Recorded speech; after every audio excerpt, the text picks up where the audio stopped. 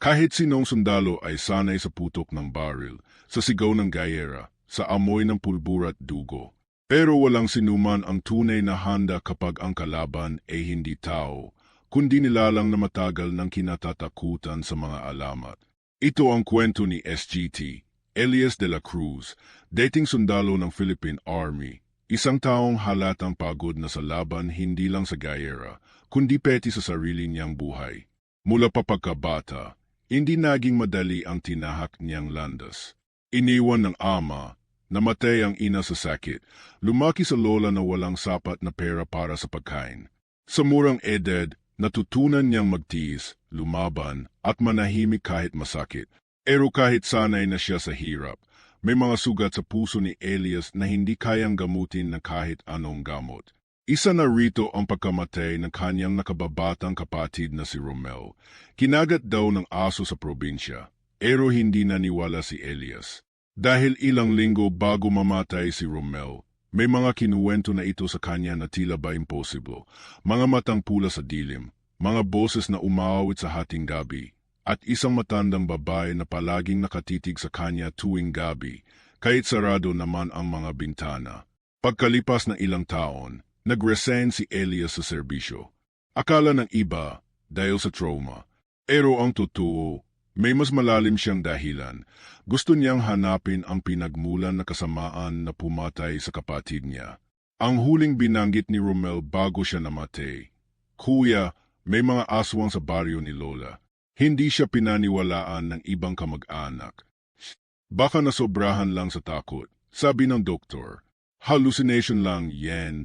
Ani ng pari, pero sa Elias, hindi matahimik.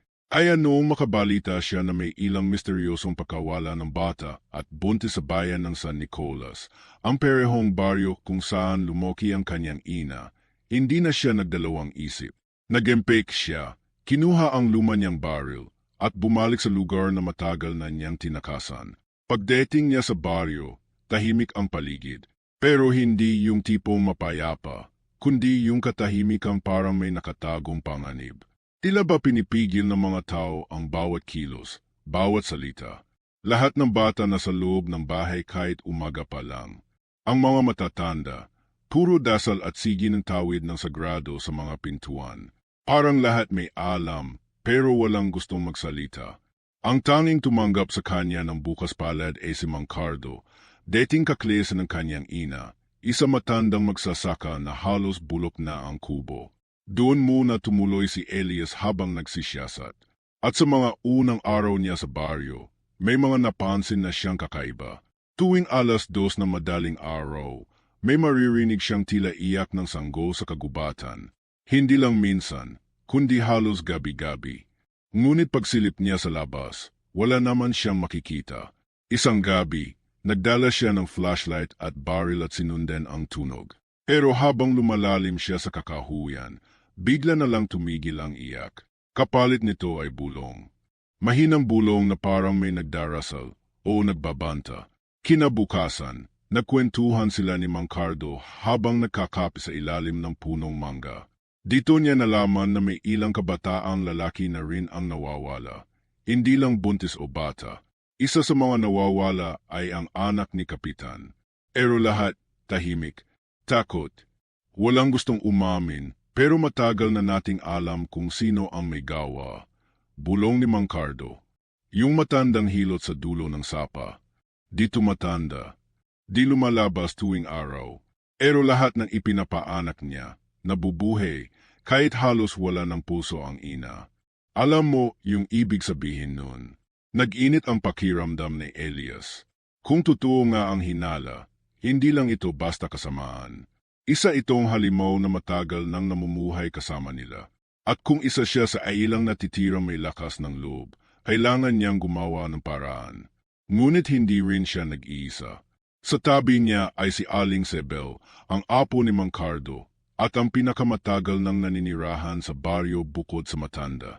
Tahimik lang si Aling Sebel, pero matalas ang mata. Isang gabi, bigla siyang lumapit kay Elias habang naguhugas ito ng kamay sa puso. Kung lalabang ka sa dilim, siguraduhin mong hindi mo ito dadalhin sa liwanag. Bulong niya, sabay abot ng isang maliit na botelya na may lamang likidong kulay berde. Pampigil sa pang-amoy nila. Pero isang beses lang dadana. Sigurado ka bang totoo, to? Tanong na Elias. Hindi na ito tungkol sa paniniwala. Ito na ang katotohanan natin. Muling bumalik ang mga alaala ni Romel sa isip ni Elias. Ang takot sa boses nito, ang pagmamakaawang huwag siya iwan sa gabi. Noon, hindi siya naniwala. Ngayon, huli na. Pero hindi pa huli para sa ibang bata, para sa ibang kapatid. At sa huling gabi ng linggo, nagdesisyon siyang sugurin ang kubo sa dulo ng sapa, mag-isa. Dala ang kanyang baril, bote ng berde, at krus ni Romel. Dahan-dahan siyang lumakad papalapit sa madilim na lugar na iyon. Habang papalapit, napansin niyang tila lumalalim ang gabi, kahit alas 8 pa lang. Humihina ang hangin. Tumitigil ang ingay ng mga kuliglig. At sa bawat hakbang, naririnig niya ang sariling pintig ng puso. Hanggang sa makarating siya sa harap ng kubo. Muling umiyak ang sanggol sa kawalan. At nang buksan niya ang pinto, wala siyang inaasahan sa nakita. Hindi isang matandang babae ang nasa loob, kundi isang sundalo matagal ng pinaniniwalaang patay. Nakangiti, may hawak na basang lampin, at pulang mata na tila may sigaw sa likod ng katahimikan. Mabilis ang tibok ng puso ni Elias habang nakatayo siya sa madilim na silid ng kubo. Ang sundalong nasa harap niya, si SGT, Ruben Mercado, ay matagal nang idineklarang patay sa isang engkuwentro sa bundok 10 taon na ang nakalilipas. Pero heto siya ngayon, buhay, malamig ang tingin, at ang mga matay parang apoy na mapula sa dilim. Hindi mo dapat nakita, to, bulong ni Ruben. Dahil kung alam mong totoo ang lahat ng ito, hindi ka na makakabalik sa liwanag. Agad umetra si Elias, mariin ang kapit sa hawak niyang baril. Pero bago pa siya makaputok, isang malamig na hangin ang bumalot sa paligid. Tumigil ang mundo. Naparalizi ang kanyang mga kamay. Arabang ang hangin mismo ang pumigil sa paggalaw niya. Sa isang iglap, nawalan siya na malay. Nagising siya kinabukasan sa ilalim ng punong balete, basang-basa ng hamog at walang kahit sinong tao sa paligid. Wala na ang kubo. Wala na si Ruben. Parang panaginip, pero hindi iyon panaginip. Dahil sa dibdib ni Elias ay may nakasabit na bagong kwintas, isang lumang kabibi na may ukit ng mga sinaunang simbolo. At sa likod nito, nakaukit ang salitang, "Balik ka kung handa ka na." Bumalik siya kay Mang Cardo nang may halong takot at galit. Hindi siya makapaniwalang pinabayaang lumaganap ang ganong kasamaan sa baryo. Ngunit hinarap siya na matanda ng buong tapang. Hindi mo lang sila kalaban, Elias. Kalaban mo rin ang kasaysayan ng sarili mong dugo. Nanlaki ang mata ni Elias. Anong ibig mong sabihin? Lumapit si Mang Cardo at inilabas mula sa bowl ang isang lumang larawan, itim-puti. Medyo kupas na. Doon ay nakita niya ang kanyang lola, ang ina nito, at isang misteryosong babaeng nakatayo sa likod nila na halos hindi tumatanda kahit sa mga sunod-sunod na larawan sa iba't ibang taon. Si Apong Pina, hilot, manggadamot, at sinasabing matanda na nang ipanganak pa lang si Cardo. Siya ang dahilan kung bakit may sumpa ang lahing Tu. Hindi ka lang basta sundalo, Elias. Apo ka ng isang albularyong tumalikod sa liwanag para yumakap sa itim na sining. Nagdilim ang paningin ni Elias. Hindi siya makapaniwala. Bakit hindi ito sinabi sa akin noon? Dahil akala naming ligtas ka na. Akala namin, kapag inilayo ka sa baryo, mapuputol ang ugnayan. Pero pag ang dugo mo ay may tawag ng dilim, hahanap at hahanap ito ng daan pabalik. Gabi-gabi mula noon, hindi na siya nakakatulog. Sa panaginip niya, paulit-ulit siyang binabalikan ng mga imehe, mata sa dilim, tinig ni Romel na humihingi ng tulong, at isang aninong palaging nakatayo sa dulo ng kanyang panaginip, tangan ang kabibing kwintas at bulong na, "Ibalik mo sa amin ang anino ng huling albularyo." Isang gabi, sa kanyang paglalakad papunta sa ilog, may narinig siyang tinig mula sa ilalim ng tubig. Isang malamyos, malamig, ngunit hindi nakakatakot na boses. Nang lumapit siya, may lumutang sa gitna ng ilog, isang lalaking kalahating tao, kalahating isda, isang syokoy. Hindi ko dapat ipakita ang sarili ko sa iyo, sabi nito, pero kung hindi kita tutulungan, maulit ang digmaan ng mga nilalang at tao. At kung ikaw ang anak ng linya ni Pina, ikaw rin ang pwedeng wakasan ang lahat. Bakit ako? Hindi naman ako naniniwala sa mga bagay na tugon ni Elias. Hindi mo kailangang maniwala, pero kailangan mong pumili. Sabay nabot ng Shokoy ang isang lumang sibat, parang yari sa buto at kabibi. May ukit na katulad ng nasa kwintas. Ito ang sandeta ng lahing albularyo noon.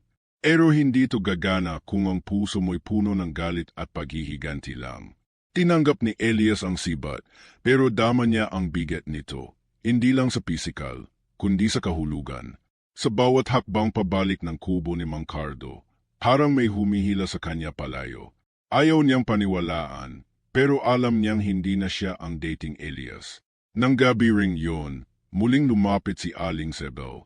Hindi lahat ng albularyo ay para sa liwanag, Elias. May ilan sa angkan niyo ang bumaligtad, tumas lang, nagsakripisyo ng buhay ng tao kapalit ng kapangyarihan. Isa sa kanila ay ang lolo mo. Napaupo si Elias.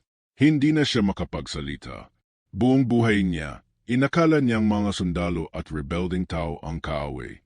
Pero ngayon, nalalaman niyang mas malalim pa pala ang ugat ng digmaan. Kung gusto mong bumangon laban sa kadiliman, kailangan mong tanggapin ang buong katotohanan ng lahi mo, dagdag ni Aling Sebel, at magsimula sa pagsasanay.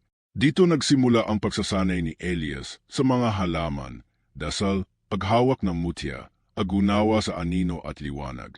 Ngunit hindi niya agad matanggap ang kanyang pepel. Alaging may tanong sa kanyang puso, bakit ako? Bakit hindi na lang yung mga tunay na naniniwala sa ganito? Ngunit sa bawat gabi na may nawawalang bata, sa bawat bulong ng kuliglig sa dilim, sa bawat panaginip ni Romel, alam niyang hindi na siya pwedeng umurong. Sa huling araw ng linggong yun, habang nagpapahinga siya sa ilalim ng puno ng akesya, may biglang lumapit sa kanya. Isang batang babae, may dalang basket ng prutas. Tahimik lang ito, pero nang magtama ang mga mata nila, may malamig na haplos na gumapang sa batok ni Elias. Sabi na inay ko, ikaw daw ang huling pag-asa namin, bulong ng bata. Pero, pag hindi ka nanalo, ikaw rin daw ang huling magdadala ng dilim sa buong bayan. Napapitlag si Elias. Ngunit nang lingunin niya ulit ang bata, wala na ito. Ang basket, naiwang may dugo ang ilalim. Malamig ang gabi. Ang katahimikan ng paligid ay tila ba may dalang bigat. Nakatayo si Elias sa harap ng lumang simbahan sa gitna ng baryo, ang dating sagrado. Gayo'y tila iniiwasan ng lahat. Luma na ang kahoy ng pintuan. May mga basag na bintanang may nakasampay na tuyong dahon ng niyog. Hindi niya alam kung bakit siya dinala ng mga paa niya roon, pero nararamdaman niyang may kailangan siyang marinig o maramdaman. Sa dibdib niya ay nakasabit pa rin ang kabibi, at sa gilid ng baywang ang lumang sibat na ibinigay ng Shokoy. Mabigat ang kanyang mga hakbang, hindi dahil sa pagod ng katawan, kundi dahil sa bigat ng isip. Bakit siya? Anong karapatan niyang maging tagapagtanggol ng isang bayang hindi naman siya kinikilala? Isang lahing tinakwil siya, nilihiman, iniwan siyang mag-isa sa mundo. Naalala niya ang araw na pumanaw ang kanyang ina. Isang gabi ng bagyo, habang nag-aagaw buhay sa ospital, si Elias lang ang nandoon. Wala ni isa man sa mga kamag-anak mula sa baryo. Hindi rin nila ibinahagi noon ang dahilan ng pagkamatay nito. Sabi ng doktor, sakit sa dugo, pero may mga marka sa lig ng kanyang ina, mga sugat na tila hindi gawa ng karaniwang sakit. At sa huling bulong nito bago mamatay, isa lang ang sinabi, patawarin mo si lola mo. Napakuyom ang kamao ni Elias. Ilang taon na niyang kinalimutan ang mga tanong. Itinapon sa hukay ng pagkabata ang hinanakit. Pero ngayon, isa-isa itong bumabalik at ngayon, kailangan niyang harapin. Ang sakit ng pagkabigo, ang tanong kung bakit siya iniwan ng pamilya habang sila'y tahimik na nakikisalamuha sa kasamaan. Sa di kalayuan, may narinig siyang kaluskos. Mabilis, magaan, tila hindi lakad ng tao. Agad siyang nagbuntong hininga at hinugot ang sibat. Luminga siya, inakiramdaman ang paligid. May aninong dumaan sa likod ng dambana. Sumunod siya, mabagal ang hakbang, handang umatik kung kinakailangan. At doon niya nakita, isang batang lalaking nakatayo sa likod ng altar, adungis, nanginginig at may hawak na punit-punit na laruan. Tiningnan siya ng bata, nanlilisik ang mga mata. Hindi ka nila gusto rito, sabi nito. Lahat ng ipinanganak sa liwanag, sinusunog ng dilim. Hindi pa man siya nakakakilos, biglang bumaliktad ang anyo ng bata.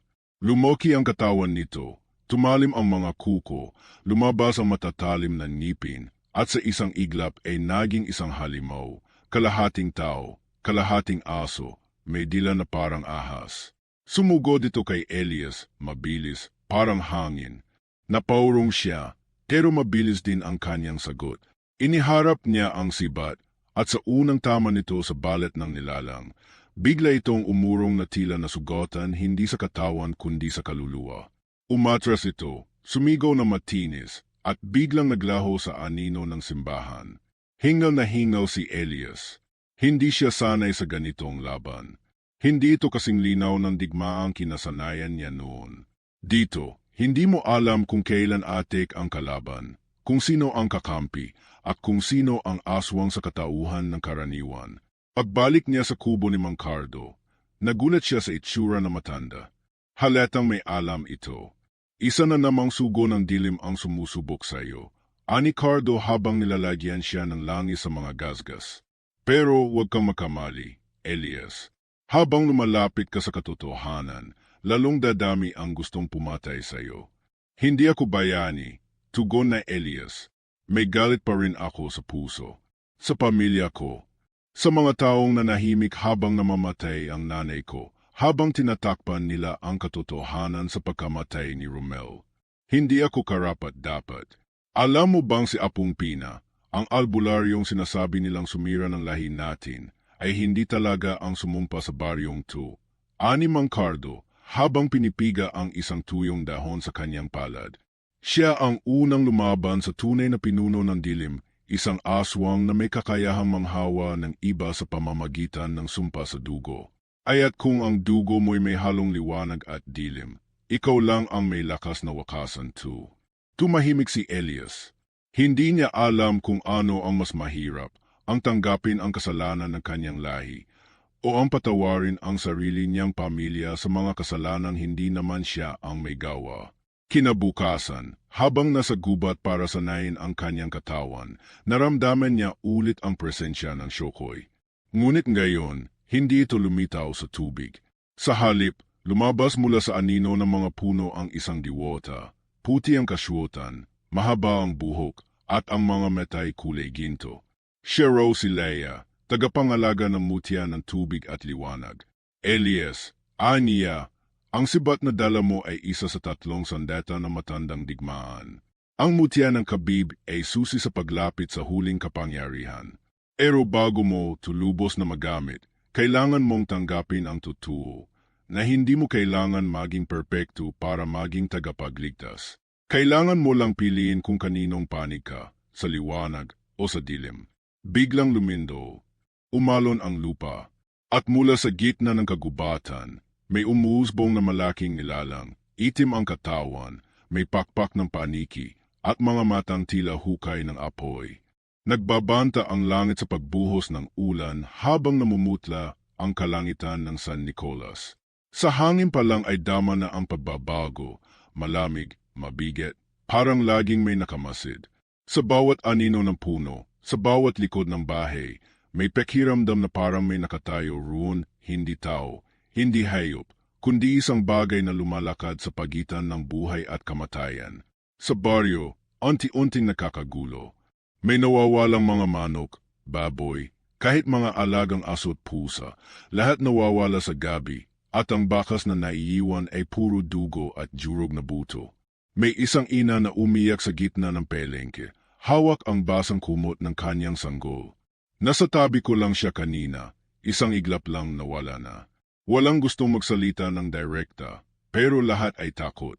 Ang mga tanod ay hindi na nagruronda, ang simbahan ay isinara, at kahit ang kapitan, na deity matapang at palaging nag-aanyaya ng pulong, ay hindi na lumalabas sa kanyang bahay. Si Elias, kahit sanay sa digmaan, ay ramdam na ramdam ang kilabot sa dibdib. Hindi ito katulad ng laban sa mga rebelde, hindi ito labang barilan. Ito ay labang hindi mo alam kung kailan sisiklab. Isang laban sa takot, sa anino, sa kasaysayang pilit niyang nilalabanan. Kasama niya si Aling Sebel sa paghahanda.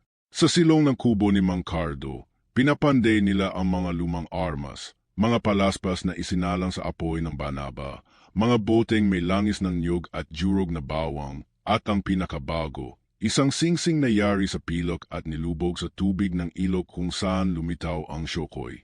Mamaya, kung kailangan mong pumili, huwag mong hayaan ang galit ang mangibabaw, sabi ni Sebel habang tinatahi ang tela ng anting-anting.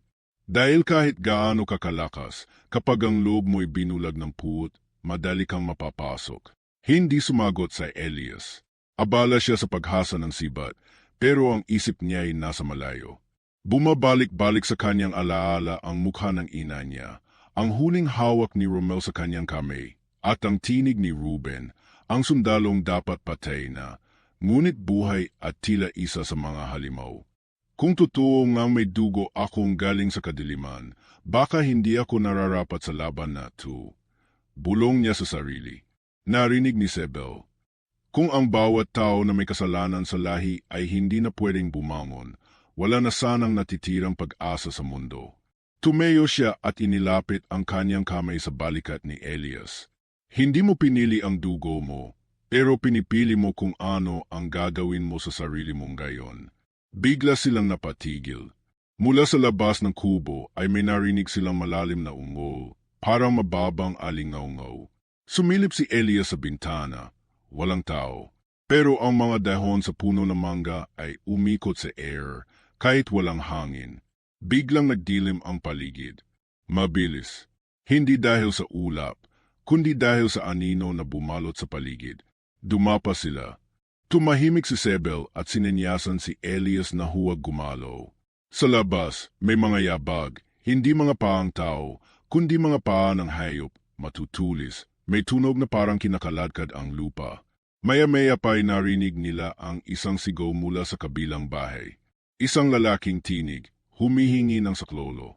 Sumunod ang tinig ng basag na bubong, kasunod ang sigaw ng isang batang babae. Tetey! Tay, huwag mo sila buksan. Gustong tumakbo na Elias. Gustong sugurin. Pero pinigilan siya ni Sebel. Hindi pa ito ang oras. Gusto ka lang nilang paalisin. Pain lang yan. Nagpigil siya. Mahigpit ang hawak sa sibat, nanginginig sa galit at takot. Isa pa lang ito sa mga pag-atik ng dilim. Isa sa mga palatandaan na mas malapit na ang pinuno nilang halimaw. Kinabukasan, 4 na bangkay ang natagpuan, isang ama, 2 anak at isang ginang. Lahat walang balat sa mukha. Ang mga meta, nawawala, ngunit walang dugo. Arabang sinipsip. Isang matandang babae ang sumigaw sa gitna ng plaza. May sumpa sa baryong 2. Bumalik na ang panganay na nilalang. Tahimik si Elias habang pinagmamasdan ang kabaong ng mga biktima. Tila bawat patay ay isa ring kasalanan ng kanyang puso. Arabang siya ang dahilan ng pagdurusa ng baryo. Kung hindi siya bumalik, baka wala nang gisingin ang dilim. Habang papalapit ang gabi, muling tumawid si Elias sa kakahuyan patungo sa ilog. Doon siya laging lumulubog sa katahimikan. Doon niya gustong hanapin ang lakas ng loob. Ngunit ngayong gabi, may nagbago. May mga pulang ilaw sa ilalim ng tubig. Tila apoy sa ilalim ng dagat.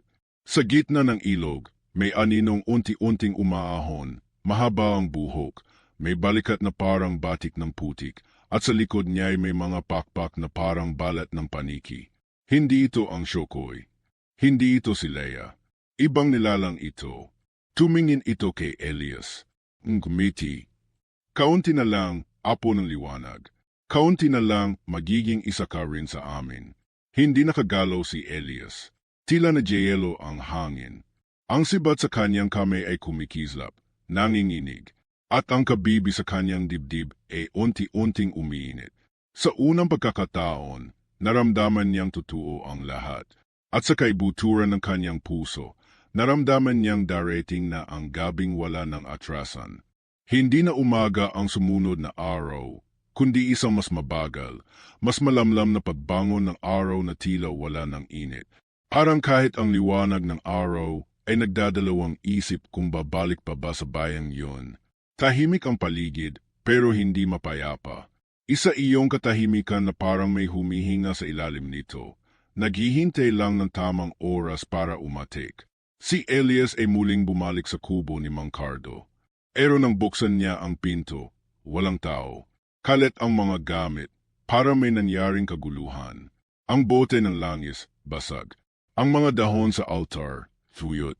At sa gitna ng mesa, may sulat. Huwag mo kaming hanapin. Hindi mo pa alam ang buong kwento. Napasinghap sa Elias. Agad siyang lumabas at tinungo ang bahay ni Aling Sebel, pero wala rin siya roon. Ang mga kapitbahay ay hindi makatingin sa kanya. Tahimik ang lahat.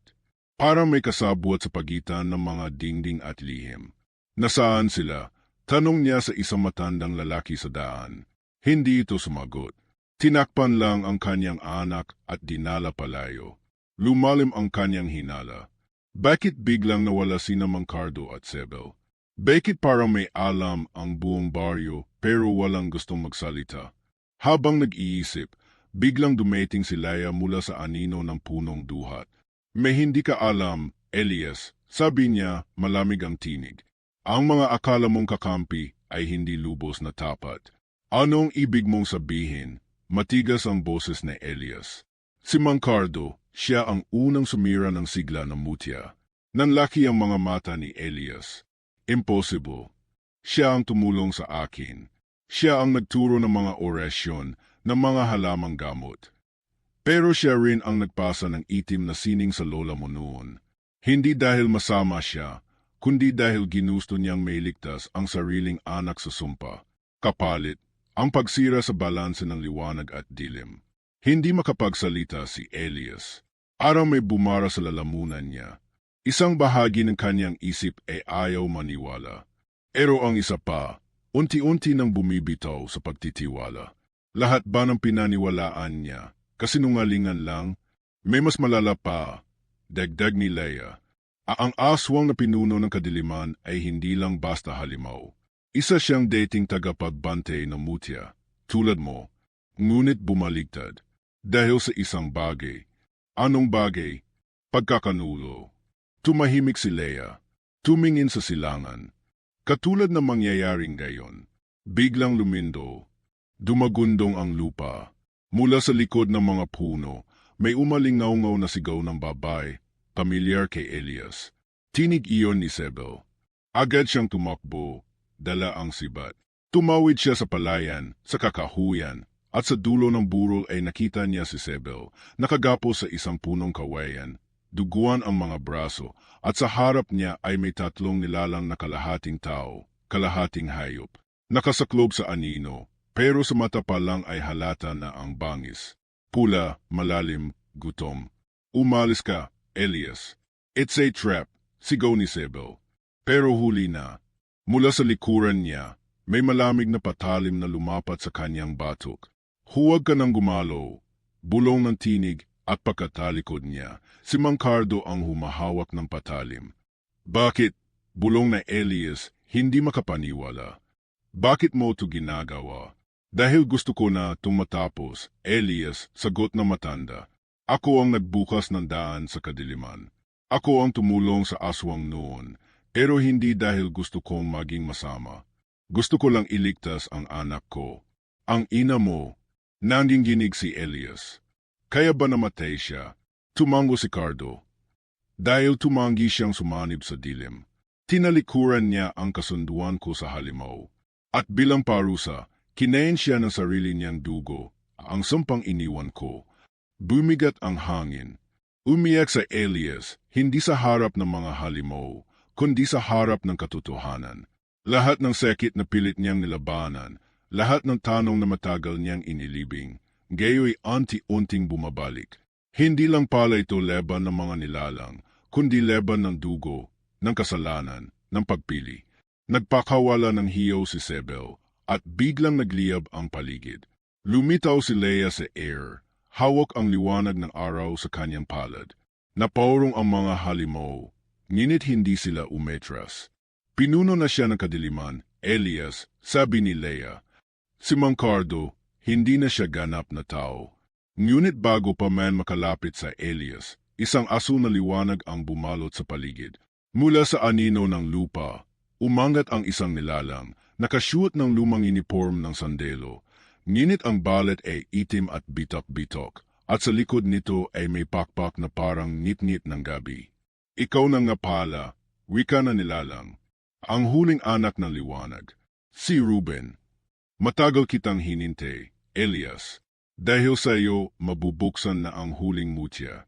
Biglang pumutok ang kabib sa dibdib na Elias, at mula rito ay lumabas ang isang liwanag na kulay asul, imiikot, tumitibok na parang puso. Hindi mo pa alam, pero ikaw mismo ang susi. Degdeg ni Ruben, hindi para isara ang kadiliman, kundi para ito'y tuluyang may panganak. At sa sandaling iyon, tumigil ang oras. Lahat ng nilalang, tao man o hindi, ay tumigil sa galaw. At si Elias, naiwan sa gitna ng liwanag, kadiliman, at katotohanang siya pala ay maaaring maging pinuno ng alinman sa dalawa. Tumitibok na mabilis ang puso ni Elias habang nakatayo sa gitna ng kagubatan, habang ang baghaw na liwanag mula sa mutiyang lumabas sa kanyang dibdib ay umikot sa paligid niya, parang kaluluwang hindi mapakali. Sa harap niya, si Ruben, dating sundalo, gayo'y halimaw ng dilim, unti-unting umahon sa buong anyo ng kanyang kapangyarihan. Ang kanyang katawan ay mistulang abo na ginawang laman, ang mga mata ay hukay ng apoy, at ang boses nito'y parang libing ng panahon. Elias, bulong ni Ruben, hindi mo na mababawi ang lahat, pero may pagkakataon ka pa. Isang pagpili. Sumama ka sa akin, at walang sinuman ang kailangang mamatay pa. Hindi sumagot si Elias. Sa kanyang likuran, si Aling Sebel ay nakaluhod, duguan, himihinga ng mabigat. Si Mang Cardo, gayon ay kalahating tao, kalahating anino, ay tahimik lang na nakatayo sa gilid ni Ruben. Wala nang bakas ng dating pagkatao sa kanyang mga mata. Tila naging bahagi na siya ng mismong dilim na minsan niyang tinawag na kaligtasan. Hindi mo ko naiintindihan, Ruben, sagot ni Elias, mahina ngunit matatag. Hindi ako tumayo dito para manalo. Nandito ako para tapusin ang kasalanan ng lahi ko. Nandito ako para harapin ang lahat ng tinakbuhan niyo. Tumawa si Ruben, malalim at mapait. Lahat tayo may kasalanan, Elias. Pero ang tanong, kaya mo bang lunukin ang katotohanan na ikaw mismo ang huling selyo? Na kapag pinili mo ang liwanag, mamamatay ang mga taong mahal mo. Pero kung pipiliin mong sumanib, maliligtas silang lahat. Napatingin si Elias kay Sebel, nang gayon ay lumuluha, walang salita. Tila alam niya na ang ibig sabihin ng pagpiling iyon. Alam niya kung sino ang kailangang mawala para makapili ang liwanag. Kapag pinili mo ang liwanag, bulong ni Leia mula sa air, isa sa inyo ay kailangang mawala. Ganyan ang batas ng balance. Napakuyom ang kamao ni Elias. Sa buong buhay niya, siya ang laging iniiwan. Naiwan ng ama, ng ina, ng kapatid. Ngayon, siya naman ang kailangang pumili kung sino ang kailangang mawala. Muling lumapit si Ruben, gayon ay may hawak na sibat na itim, tila sinipsip ng gabi ang liwanag nito. Huli na ang lahat. Ako ang pinili ng dilim, at ikaw ang tagapagbukas. Huwag mo nang pigilan ang likas mong tadhana. Sumigaw si Elias at biglang sumugod, hawak ang sibat na ibinigay ng Shokoy. Nagtagpo ang mga sibat, sumabog ang liwanag at dilim sa kanilang paligid. Sa bawat tama, parang may pumuputok na hangin. Sa bawat iwas, parang may luhang natatanggal sa langit. Si Ruben ay mabilis, malakas, parang hindi napapagod. Pero si Elias, bagamat sugatan at hinang-hina, ay may isang bagay na wala ang kanyang kalaban, alaala. Sa bawat atik niya, iniisip niya ang mukha ng kanyang ina habang pinipigilan ang sariling mamatay. Iniisip niya si Romel, ang huling hawak nito sa kanyang daliri. Iniisip niya ang batang babae sa plaza na nagsabing siya ang huling pag-asa. Hanggang sa isang iglap, nasaksak ni Ruben si Elias sa tagiliran. Tumigil ang mundo. Napaluhod siya. Dumugo ang kanyang gilid, at ang mutya sa kanyang dibdib ay halos mawala ang liwanag. Lumapit si Ruben, itinaas ang sibat para tapusin na ang lahat. Pero bago niya ito may baba, isang palasong dawa sa liwanag ang tumama sa kanyang braso. Napaetres siya. Si Aling Sebel. Hindi ko hahayaang ikaw ang manalo, Ruben. Hindi ngayon. Hindi habang buhay pa ako. Sumugod si Sebel. Bitbit ang mutya ng apoy. Isang pulseras na biglang nagningning. Tumama siya kay Ruben, pero itinapon siya nito palayo. Sa lakas ng pagkakabagsak, hindi na siya bumangon. Si Elias, halos wala ng lakas, ay bumalikwas. Hinawakan niya ang kanyang sibat. Tumayo siya, nanginginig, duguan, pero buhay. Lumapit siya kay Ruben nang ngayo'y muling sumugod, halos parang multo na sa bilis. At sa huling iglap, hinawakan ni Elias ang kanyang mutya. Binikas ang mga salitang iniwan sa kanya ni Laia. Liwanag, sa iyo ko isinusuko ang anino ng aking dugo. Pumikit siya.